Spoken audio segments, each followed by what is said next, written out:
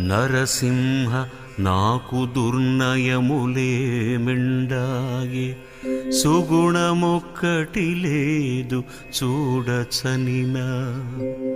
అన్యకాంతల మీద ఆశమానగలేను, పరుల క్షేమము జూచియోర్వలేను.